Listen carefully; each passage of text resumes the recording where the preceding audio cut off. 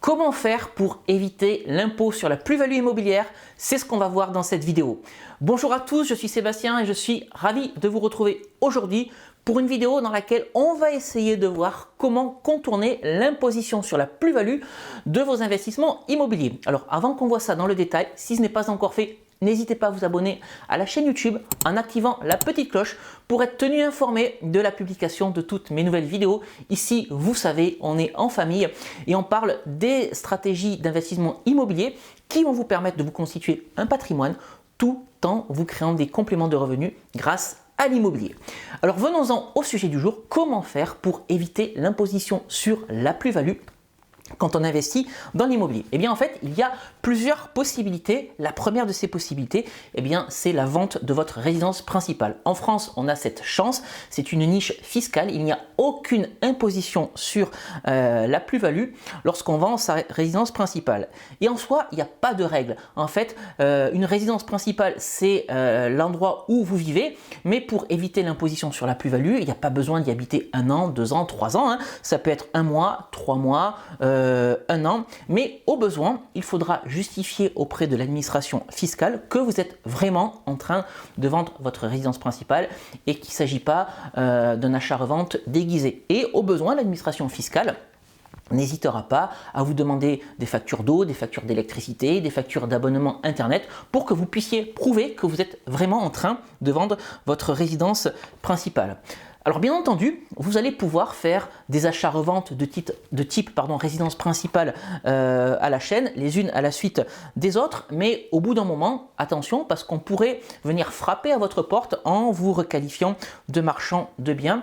Encore une fois, prenez garde parce que si l'administration fiscale, vous surprend en train de maquiller des achats-reventes, ça pourrait vous coûter très cher. Donc faites très attention lorsque vous lancez dans ces stratégies-là. En tout cas, ce qu'il faut retenir, c'est que sur la vente d'une résidence principale, il n'y a aucune imposition sur la plus-value. Venons-en à la deuxième manière de réaliser une plus-value immobilière sans imposition. Ça va concerner la vente d'un investissement locatif ou d'une résidence secondaire. Quand on vend un bien immobilier de type investissement locatif ou résidence secondaire, en fait, il y a 2 impôts. Il y a un premier impôt qu'on appelle impôt fiscal qui correspond à un forfait de 19% avec abattement progressif en fonction de la durée de détention du bien. Et puis il y a un second impôt.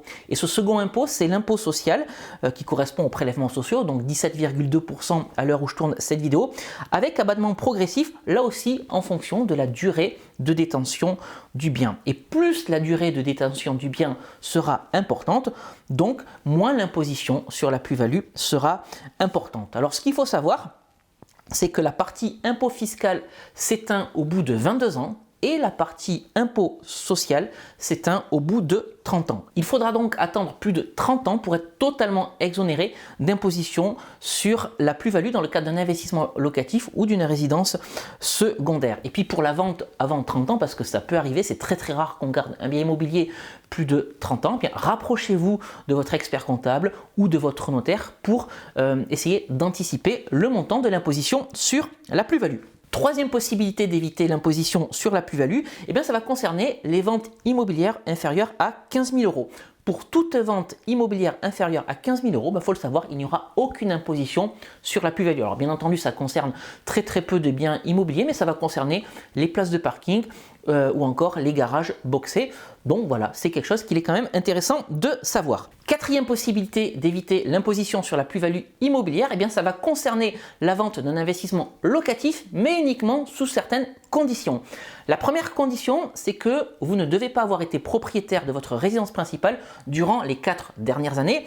Et puis la deuxième condition, c'est que l'argent issu de la vente de votre investissement immobilier locatif, vous allez devoir le réinvestir dans sa totalité dans l'achat de votre résidence principale et pour ça, vous avez un délai de 24 mois. Et puis si vous ne réutilisez pas la totalité de la vente de votre investissement locatif dans l'achat de votre résidence principale, la seule partie qui sera imposée sur la plus-value, c'est celle qui ne sera pas utilisée pour l'achat de votre nouvelle résidence principale. Ça, c'est quand même quelque chose qui est bon à savoir. Voilà, retenez que vous avez la possibilité de vendre un investissement locatif sans être imposé sur la plus-value si vous n'avez pas été propriétaire de votre résidence principale durant les 4 dernières années et si vous réinvestissez tout l'argent issu de la vente dans les 24 mois pour l'achat de votre résidence principale. Cinquième moyen d'éviter la plus-value immobilière lorsqu'on vend un bien immobilier, ça va concerner encore l'investissement immobilier locatif et en particulier si vous avez le statut de loueur meublé professionnel,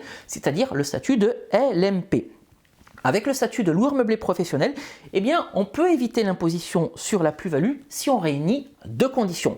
La première, c'est d'être loueur meublé professionnel depuis plus de 5 ans et la deuxième, c'est de faire moins de 90 000 € de chiffre d'affaires. Et c'était important de préciser ça parce que le statut de loueur meublé professionnel il est souvent décrié comme moins avantageux que le statut de loueur meublé non professionnel. Pour autant, vous voyez que si vous êtes loueur meublé professionnel depuis plus de 5 ans et que vous faites moins de 90 000 € de chiffre d'affaires, alors vous ne serez pas imposé sur la plus-value, alors que si vous aviez été loueur meublé non professionnel, vous auriez dû attendre 30 ans pour être exonéré totalement de l'imposition sur la plus-value de votre bien immobilier. Voilà donc 5 possibilités d'éviter l'imposition sur la plus-value quand on fait de l'investissement immobilier. Bien entendu, il va falloir jouer avec tout ça.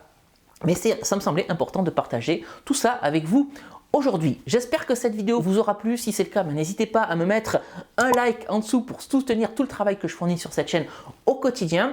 Je vous rappelle que vous avez aussi la possibilité de me suivre sur les réseaux sociaux, sur Instagram, sur Facebook, si vous souhaitez suivre les coulisses de tout ce que je fais au quotidien. Voilà, je vous partage la préparation des vidéos, je vous amène avec moi en visite, je vous amène avec moi sur des chantiers de rénovation. N'hésitez pas à vous abonner, vous serez les bienvenus. Et puis, si vous êtes ici pour la première fois et que vous n'avez pas encore téléchargé mon package de bienvenue, n'hésitez pas à regarder les petites fiches en haut à droite ou la description juste en dessous de cette vidéo. Vous y trouverez 2 e-books, Convaincre la banque, mode d'emploi et doubler son salaire avec la location courte durée, ainsi qu'une formation de plus de 2h30 dans laquelle je vous délivre les bonnes pratiques de l'investissement immobilier de manière à ce que vous puissiez trouver des bonnes affaires, les faire financer et ensuite booster vos revenus locatifs grâce à des stratégies de location peu risquées. Écoutez, je crois que j'ai à peu près tout dit sur le sujet de la plus-value immobilière et en particulier comment faire pour éviter l'imposition sur cette plus-value. Je vous remercie de m'avoir suivi jusqu'ici et on se retrouve très prochainement pour une nouvelle vidéo. Je vous dis à très bientôt. Ciao!